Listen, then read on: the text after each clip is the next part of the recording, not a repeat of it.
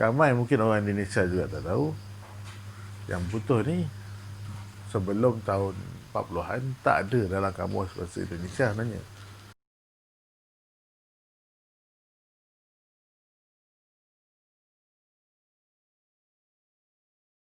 Assalamualaikum warahmatullahi wabarakatuh. Hari ini kita bincang sikit pasal bahasa. Saya selalu tengok YouTube, jadi ada baru-baru ni ada perbincangan tentang perbezaan bahasa Malaysia dengan bahasa Indonesia.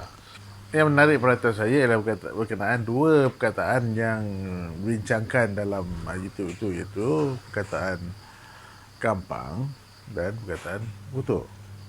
Perkataan gampang ni sebenarnya sudah ada dalam kamus Dewan, dah lama dah ada, dan ia membawa makna yang sama dengan dalam bahasa Indonesia. Cuma dalam bahasa Malaysia kita ada apa yang dikatakan kesimpulan bahasa, perumpamaan. Itu anak gampang. Anak gampang ni asasnya adalah perkataan anak yang mudah keluar. Maknanya anak yang mudah dibuat, kan? Simple buat, tak kahwin dah boleh buat anak. Itu panggil anak gampang. Maknanya anak haram lah. Anak yang keluar tanpa kata pernikahan. Jadi itu je bezanya. Jadi saya rasa perkataan gampang ni dalam bahasa Melayu dan bahasa Indonesia sama je, tak ada bezanya. Cuma mungkin salah faham kita sikit mengenai perkataan anak gampang. Jadi kita selalu gunakan itu untuk memakai hamun. Okey. Itu yang perkataan anak gampang tu digunakan oleh orang Malaysia untuk pakai hamun. Butuh pula digunakan oleh orang Malaysia untuk pakai hamun juga. Walaupun asalnya ianya adalah alat kemaluan, tapi kita gunakan untuk pakai hamun juga. Jadi perkataan butuh ni digunakan oleh orang Malaysia untuk menyuarakan ketidakpuashatiannya tentang satu perkara, kan? Jadi cuma dalam bahasa Indonesia ni sebenarnya ramai mungkin orang Indonesia juga tak tahu yang butuh ni sebelum tahun 40-an tak ada dalam kamus bahasa Indonesia sebenarnya. Ia ditambah oleh pakar-pakar bahasa Indonesia lah pada waktu itu untuk mengurangkan pengaruh bahasa Arab dalam bahasa Indonesia. Tapi sebelum tu saya nak ceritakan juga tentang perkataan butuh ni. Perkataan butuh sebenarnya yang difahami oleh orang Indonesia ni telah pun dimasukkan sebagai daftar, sebagai salah satu perkataan dalam kamus Dewan. Itu kamus bahasa Malaysia lah yang unggul, yang ada autoriti lah terhadap bahasa Malaysia. Itu kamus Dewan. Di dalam kamus Dewan edisi keempat, mereka telah menambahkan perkataan butuh ni sebagai dalam kamus Dewan edisi keempat telah dimasukkan definisi butuh, membutuhkan, membutuhi sebagai memerlukan sesuatu yang diperlukan atau keperluan. Okey, jadi telah ada dalam kamus Dewan edisi ke-4. Jadi samalah tu Malaysia dengan Indonesia. Gampang, kata gampang pun sama, kata butuh pun sama. Jadi untuk membicarakan asal usul kata butuh ni, jadi saya buka buku oleh Buya Hamka. Buku ni diterbitkan pada tahun 1957 dan dicetak semula tahun bila ya? 2019. Dicetak semula tahun 2019. Asalnya dalam tulisan Jawi dan cetakan kedua ni dalam Rumi lah.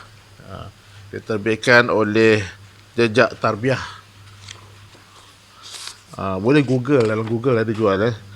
Okey, asal perkataan butuh ni sebenarnya yang dikatakan oleh Buya Hamka. Saya baca salah satu artikel dalam buku dia, salah satu perenggan dalam bukunya. Okey, yang mana dia mengatakan, okey, dan Tuan bertambah maju. Tuan tidak mengenal lagi kata-kata perempuan, kerana itu bahasa Melayu.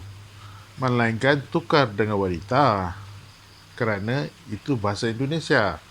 Kerana Tuan sebut maksud atau hajat atau kefarduan, jangan dipakai pun juga kalimat itu, sebab semuanya adalah bahasa Arab.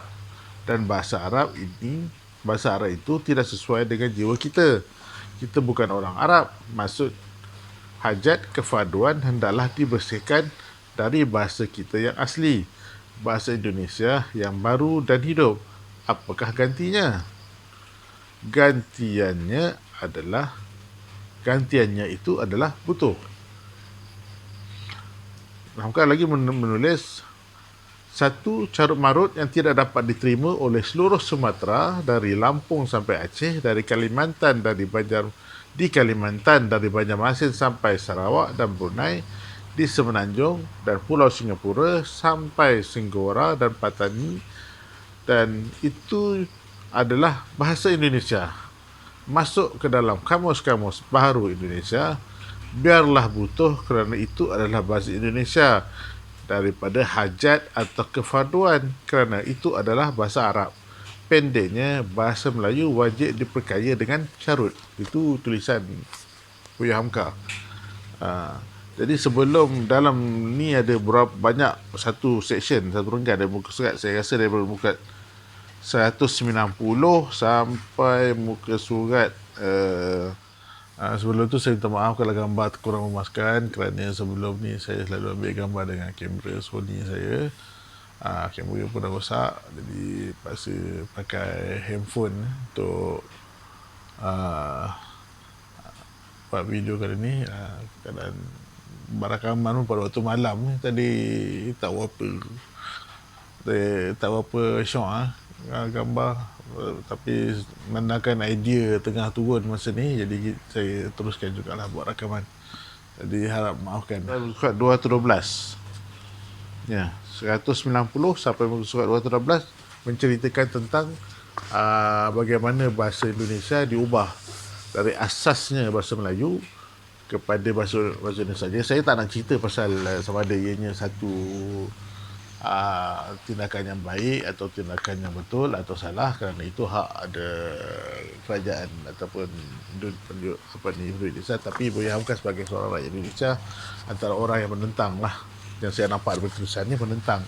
Pertama, menentang pengguguran tulisan Jawi ataupun huruf Melayu dalam bahasa Indonesia. Dan kedua, menentang penambahan pengaruh-pengaruh Hindu, bahasa pengaruh Hindu, dan juga pengaruh-pengaruh bahasa Belanda dan bahasa lain, serta mengeluarkan pengaruh-pengaruh Arab dalam bahasa Melayu Indonesia. Jadi saya nak bacakan satu lagi paragraf yang beliau tulis. Sekejap ya. Okey ya. Ini yang ini cetusan fikiran ataupun mungkin ketidakpuashatian lah. Di Indonesia sendiri rupanya ada politik bahasa.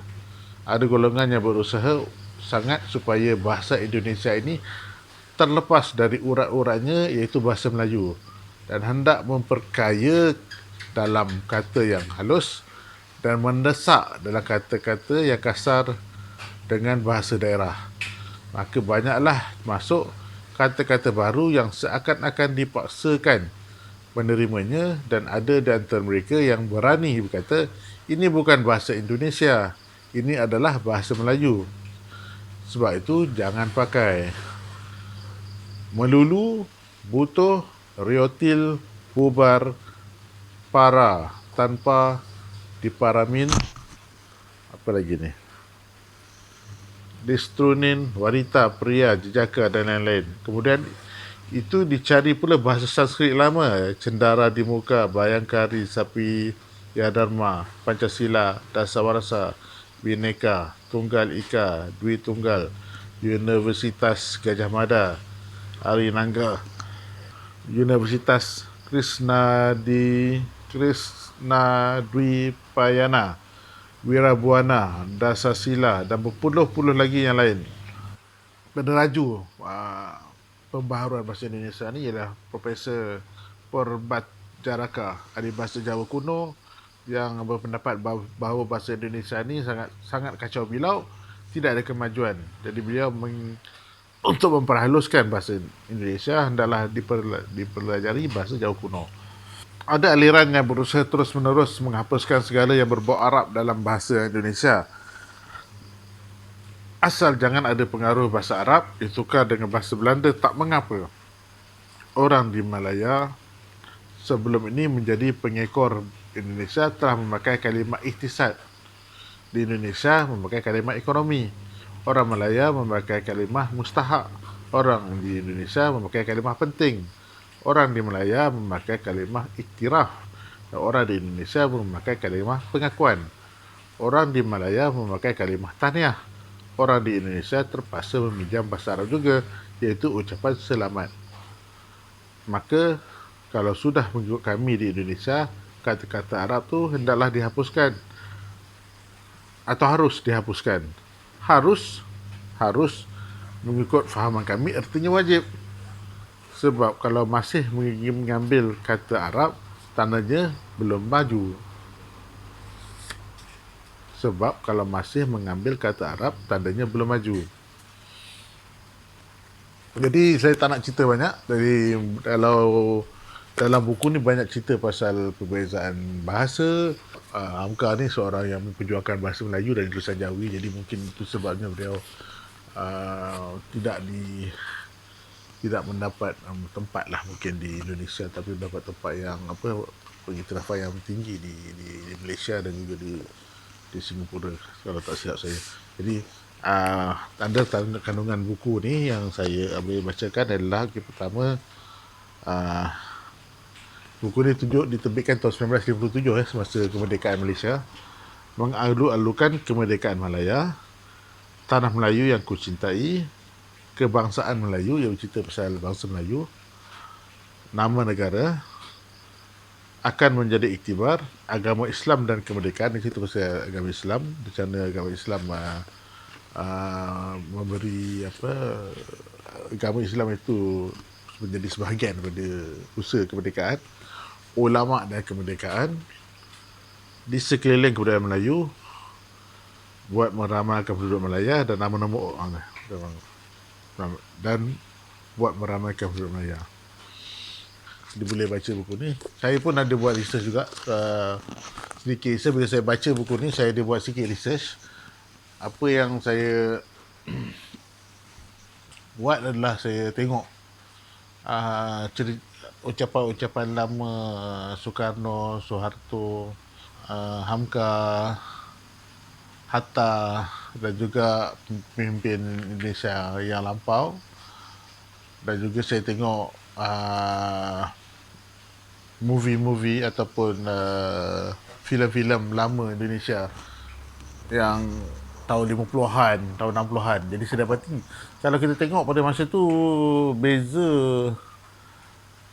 tak ada beza sebenarnya antara bahasa yang digunakan di Indonesia dan juga bahasa yang digunakan di tanah Melayu dan juga Singapura. Maknanya saya boleh faham apa yang mereka cakap. Saya tak perlu tengok subtitle. Maknanya kalau saya tengok filem Indonesia yang lama-lama ni, saya boleh faham apa yang dia cakap. Kalau saya dengar ucapan Presiden Soekarno ataupun Hatta, atau even ucapan Soeharto yang awal-awal, kebanyakannya dalam bahasa Melayu yang saya masih boleh faham sebagai orang Malaysia.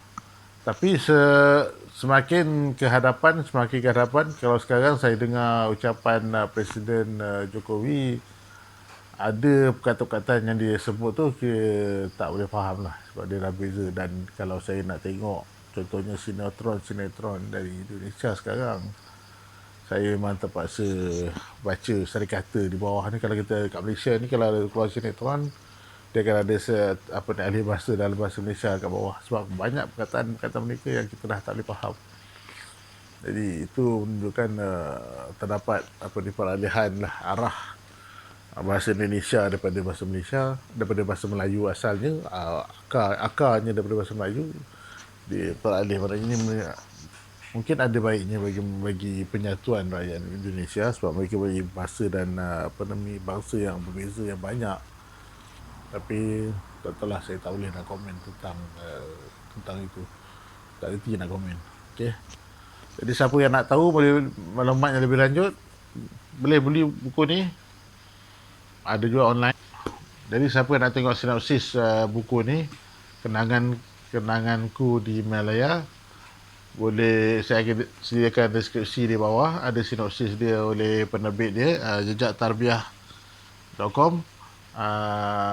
Dan Jejak Tarbiah juga ada jual buku ni. Jadi bagi saya sini buku yang elok dibaca oleh orang yang nak tahu tentang sejarah Melayu, sejarah bahasa Melayu, raja-raja Melayu, raja-raja Melayu di Indonesia dan juga di tanah Melayu.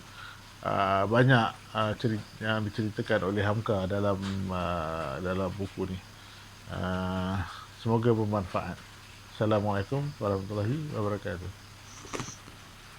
Jadi sebelum tu, harap anda dapat support saya dengan subscribe dan juga tekan butang loceng dekat bawah tu, supaya saya dapat memberi lebih konten lah. Kalau ada minat dengan konten yang saya buat sekarang ni, sila komen dan kita akan bincang mungkin tentang perkara-perkara lain di masa akan datang.